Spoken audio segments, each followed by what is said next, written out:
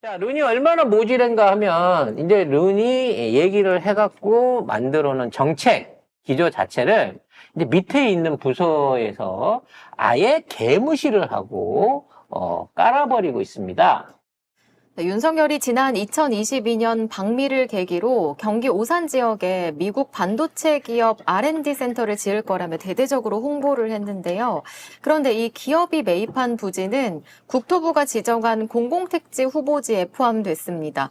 이렇게 되면 개발 행위가 금지가 돼서 R&D 센터 건립을 할 수가 없습니다. 이게 국내 기업도 아니고요. 미국 기업이 한국에 투자를 해주겠다고 한 거야, R&D 센터. 그래가지고 그때 윤석열이 엄청나게 뭐 몇 조 끌어왔다 이랬잖아. 그래가지고, 땅 좋은 데 줘! 그래가지고, 부지도 도로변에 좋은 데로 줬어요. 근데 국토부가, 택지 후보지로. 이제 집 팔아야 되잖아. 땅을 팔아야 돼서, 택지 후보지를 결정하는데, 요지야. 도로변이나 요지인 거야. 미국 반도체 회사가 투자를 하겠다고 땅을 사놨는데, 그 땅 쓰지 마! 라고 강탈을 하고 있는 상황인 거죠. 집 지을 거야 해서 이제 여기는 이제 집 짓는 데가 돼서 R&D 센터는 개나 줘버려가 된 거죠. 근데 미리 사놨는데 이게 되나? 응? 미리 사놨는데 얘들은 뭐 어떻게 해요? 수용이라고 하는 좋은 제도가 있잖아요. 우리나라에는. 네. 그래서 정부 정책상 신규 택지 후보지를 이렇게 긁어놨기 때문에 일부 동의를 하지 않으면 강제 수용을 당할 수밖에 없는 수용 법령이 있습니다. 그러니까 그 미국 애들은 뭐 이런 개 같은 나라가 다 있어. 내 돈 주고 땅 사서 여기에 내가 무슨 위락시설이나 유인시설 하겠다는 것도 아니고 니네 대통령이 하라고 칭찬해준 R&D 연구센터를 하겠는데 여기다 집 짓겠다고 땅을 내놓으라고 나 안 해. 이렇게 되는 상황이 생긴 거죠. 계약은 지난 8월 달에 했대요. 그러니까. 이게 뭐야 이게. 뭐 하는 짓이야. 그러니까 이게 한국 기업이었으면 소문이 났을 텐데 미국 기업이라 이 기업이 뭐 하는 기업인지 모르는 거야, 국토부가. 그래서 야, 이거 대통령이 찍어준 기업이래. 그러면 그러면 손을 잘라야지라고 해갖고 저기를 안 넣고 어떻게든 기획사를 했을 거야. 국토부 관계자는 이거 다른 기업과 형평성 문제 때문에 특별한 경우 아니면 원래 계획대로 가게 될 거다라고 얘기를 했는데 산업부는 수시로 기업하고 접촉하면서 투자 진행 상황을 체크하고 있다라고 얘기를 하고 있습니다. 나중에 이제 이 땅 강제로 수용하려고 되잖아요. 일단 돈도 우리가 얘기하는 것처럼 지정가로 주고 못 뺏을 겁니다. 아마 매입가의 몇 배를 물어줘야 될 거예요. 그러면 저 땅을 빼놓는다고 치면 정상적인 R&D 센터를 지을 수 있을까요? 누가 택지 옆에다가 반도체 연구소를 지어요? 못 짓지. 못 지어요, 결과적으로는. 아예 저것 때문에 택지 후보지 자체가 대폭 규모를 축소하거나 이전 옮기질 않으면 AMAT 관련된 부지는 못 쓰는 겁니다, 저기는. 이게 애초에 밑에 있는 애들이 윤석열 얘기를 똥친 막대기로 하는 거야. 대통령 개인 의견이라고 치부해버린 거야? 그렇지. 하든지 말든지. 그리고 아마 이 신규 택지 후보지 안에 제일 땅 많이 갖고 있는 게 최은순일 거예요. 나는 그렇게 예상해 봅니다. 국진당 의원들하고 이쪽 애들이 이미 저기다 요지에다 땅을 다 사놓은 상태라서 이 그림대로 수용을 해야 된다는 거지. 그러면은 그래야 걔네들의 지분이 있으니까. 그러니까 그냥 실사해보면 알아요. 자, 요 안에 일부 포함이 되면서 이 경계면에 있는 땅들이 누구 소유인지 전수조사 해보면 저기도 무슨 목적으로 국토부가 저기를 선정을 했는지 알아보게 될 겁니다. 어쨌든 공공택지에 포함됐기 때문에 틀렸어, 이제. 개발 행위 안 되고 R&D R&D 센터 건립 안 됩니다. 네. 아이고 왜 일을 이따구로 처리를 해? 속렬이니까. 이 이 정부 안에서 윤석열이 거기에 미국 가서 센터 어떤 거 받아왔다. 이게 중요한 게 아니라 저 국토부에서 저기에 부지를 해가지고 생기는 어마어마한 이득 중에 그 이득의 상당 부분을 취해갈 놈들이 이미 윤석열의 정책을 개무시하고 있는 거죠. 안 그러면 대통령이 미국하고 해갖고 합의본 너무 사업 프로젝트를 뭔 제주로 꺾어버리겠냐고. 근데 이 오산세교 3지구인데 여기가 원래 반도체 클러스터 배후 도시로 개발될 예정인데 이제 그래서 배후 도시가 이제 반도체 기업 투자를 무산시키는 이런 이상한 상황을 만들어내고 있습니다. 그러니까 아직 단지는 들어오지도 않아서 공장도 안 들어왔고 그냥 땅이 설정이 된 거예요. 연구소도 아직 확정이 안 됐는데 문제는 이제 앞으로 거기에 연구소가 들어오면 사람들이 필요할 거 아니야, 택지가. 그렇죠. 그래서 그 택지를 미리 확보하려고 하는 거야. 왜? 거기가 비싼 데거든.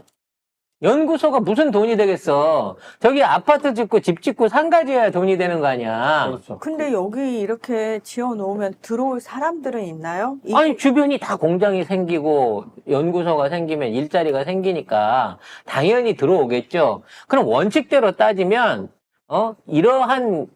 이러한 연구단지나 이런 그 생산 시설에 대한 전체적인 계획이 끝나고 거기에 맞춰서 배후 도시가 조성이 되는, 여기에 몇 명의 인구가 오고 그렇죠. 그런 거 다 끝난 그렇지. 다음에. 그게 1차적으로 끝나면서 최소한 그거를 반영을 해갖고 해야 되는데 그렇지. 얘네들은 아직 조성도 안 게 어떤 구체적인 계획과 규모도 안 나와 있는 상태 안에서 야 여기는 무조건 도로 인접해 있고 택지로 만들면 여기는 무조건 팔리는 데야. 여기다가 집 지어. 라고 이 배후 도시에다가 투자를 한 거야. 신규 택지 후보지를. 근데 저 안에는 아까도 얘기했지만 이 나라의 권력을 쥐고 있는 최 씨와 김 씨네 가족들 뿐만 아니라 그 밑에서 빌부러 먹고 살고 있던 애들의 땅들이 무수하게 알박혀 있을 거라고 난 본다니까.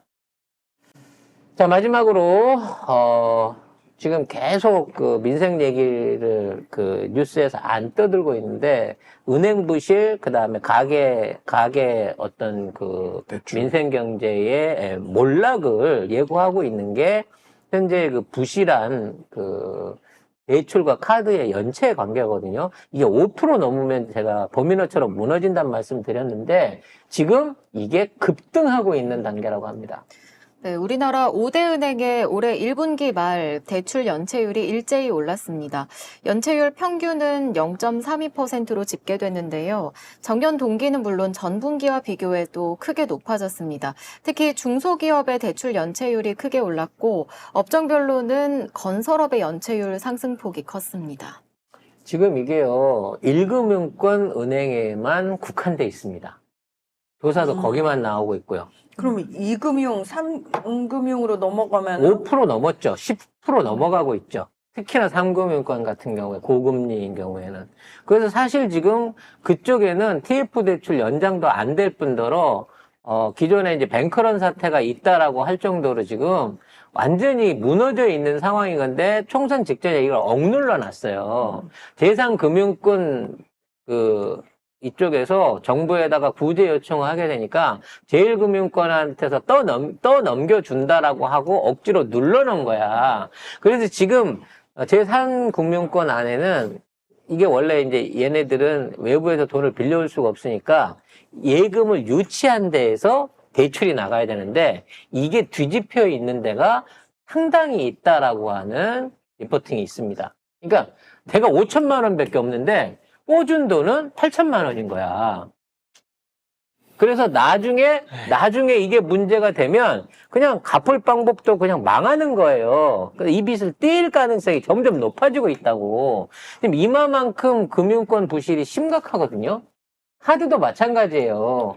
처음에 늘 말씀드리지만 이게 어느 정도까지 기업들이 살아나고 견뎌내고 그다음에 회생이 될 수 있는 가능성이 보이기 시작하면은 이 자체가 말하자면 갚으려고 하는 의지들이 생깁니다. 그래서 이거와 함께 같이 봐야 될 게 개인 회생, 파산이라고 하죠. 파산자들이 얼마나 늘어가고 있냐의 문제인 거예요. 왜냐면 파산 신청을 해버리면 연체율에서 빠지거든요. 이 사람들은 채무가 중지가 되기 때문에 그 사람들의 비율까지 여기다 같이 포함시킨다고 치면 이미 5% 이상을 넘어서고 있을 거다라는 생각이 듭니다. 넘은 것 같아요. 이 다른 기사를 보면은 새마을금고 그리고 저축은행 이금융권이죠. 연체율 추이를 보면은 저축은행이 6.55까지 예. 연체율이 올라갔습니다. 5% 넘은 거예요, 결국. 5% 작년에 넘은 거예요. 따라서 저렇게 되게 되면요. 일단 뭐 5천만 원씩 해준다고 하지만 예금자들도 아무리 이자를 많이 준다고 하지만 저기 두기가 불안한 거고요. 저기서 돈을 빼기 시작하면 대출을 회수해야 되는데 대출을 회수하게 되면 기존에 이자도 못 내고 있는 기업들이 전부 다 부도 처리가 된다는 거죠. 그런 상황에서 양문석 잡겠다고 저축은행에서 했었던 그 기업 대출에 대해서 일제히 다시 봐야 된다 그러니까 중소업자들이 벌떼처럼 들고 일어났던 거 아닙니까? 새마을금고 즉 그거는요. 그래서 이 모든 것들이 지금 한계 상황에 딱 와 있는 거예요. 여기에서 뭔가 좋아진다는 조짐이 보이지 않으면 이게 나중에 사람들한테 이제 도저히 못 견디겠다라고 생각하는 순간 같이 주변이 한꺼번에 넘어져 버린다는 겁니다. 지금 그 단계 직전까지 와 있는 거예요. 그래서 정부가 개구라를 치고 있습니다. 지금 1분기 상황을 보니까 1분기 상황 우리 경제가 좋아지고 있다. 긍정적인 신호가 나타나고 기사 있다라고 있더라고. 개구라를 치고 있어요. 근데 좋아진다고 하면 수출이 는다든지 내수가 활성이 된다든지 물가가 안정이 된다든지 아니면 외국인 투자가 들어온다든지 최소한 이 네 가지 중에 하나는 있어야 뭔가 좋아진다는 징조가 보이거든요. 이 네 가지가 다 망하고 있어요. 그나마 좀 난 게 외국에서 뭐 증권 자금들, 증권 쪽으로 외국인 투자자들이 들어오고 있다고 하는데 그 외국인이 머리가 노란지 까만지 알 수 없는 일이고 그 일부를 제외하고 한 7, 8조 원, 6조 원에서 7, 8조 원 들어온 거 말고는 지금 경제가 나아지고 있는 지표가 하나도 없는데 세계 경제가 좋아지니까 우리도 따라서 좋아질 거예요. 다른 나라의 경제들이 그 예상치를 뛰어넘었다는 거야. 미국이나 일본이나 유럽의 경쟁률이 처음에 예상치를 뛰어넘고 있기 때문에 우린 자동으로 잘 된대. 이런 개 같은 논리가 어디 있어요, 세상에. 그래서 민생에 빨리 어떤 형태든 비상사태를 취하지 않으면 이거 진짜 호미로 막을 거 나중에 가래 아니라 불도저를 갖다 밀어도 못 막게 됩니다. 이게 붕괴되기 시작해갖고 쏟아져 나오기 시작하면요. 정부 재정으로 우리가 갖고 있는 뭐 한국은행 발권력으로 막을 수 있는 수준이 아니에요. 대한민국의 경제 수준이. 왜? 부채가 너무 많아. 우리가 갖고 있는 총 자산을 뛰어넘은 지 오래예요. 민간이 갖고 있는 총 자산은 이 민간 부채들이 뛰어넘은 지 오래란 말이에요. 이 1,400조 원 가까운 부채들이 깔려 있는데 이게 전부 다 부실화 된다는 얘기입니다. 그럼 부동산 떨어지고 물가 오르고 그다음에 물건도 안 팔리는 디플레이션 바로 쏟아지게 되거든요. 지금 기업 대출이 1,900조라고 하고 지금 위기 자체가 금융위기 수준이다. IMF 수준이다.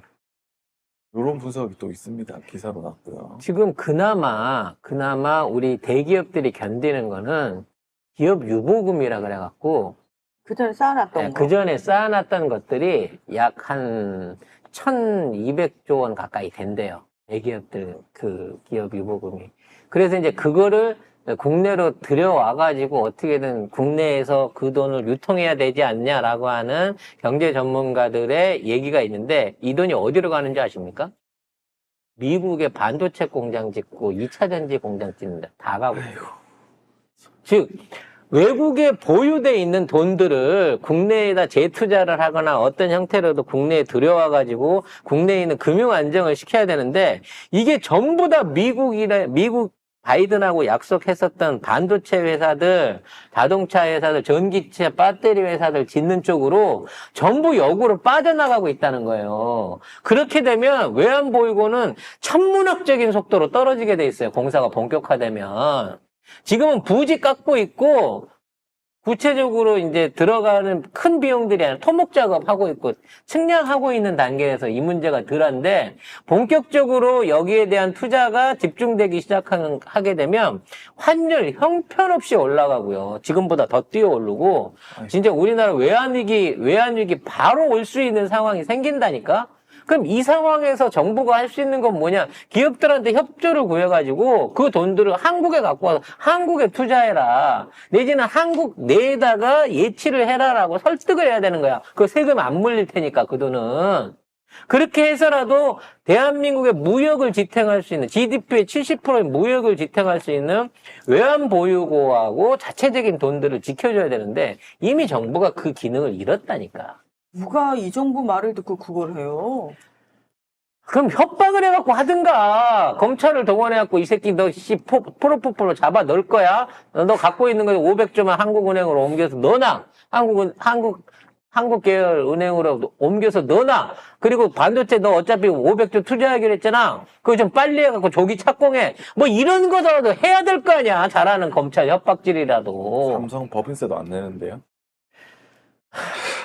빵원인데. 아무튼 큰일입니다. 진짜로 큰일. 이렇게 대한민국의 살림살이가 녹록지 않고 규모도 크고요. 진짜 잘하면 한없이 세계 강국, 세계 뭐 8대 무역 강국까지 올라갔지 않습니까? 지금 12대 안에도 우리가 안 들어있어요. 10대를 지나서 13위, 14위까지 내려가고 있거든요. 이거를 2년 만에 만들어냈어요. 아무 이유 없이. 코로나도 없이, 전쟁도 없이, 어떠한 위기 상황 없이 오로지 컨트롤 미숙으로 이런 상황을 만들어가고 있습니다. 일부러 망치는 것 같아. 나를. 그러니까요. 진짜 일부러 망치는. 이런 와중에 일본이 40년 불황을 극복하고 있는 거 아닙니까? 그럼 그 돈이 어디로 갔는지, 그 손해가 어디로 갔는지 너무 눈에 빤히 보이지 않습니까?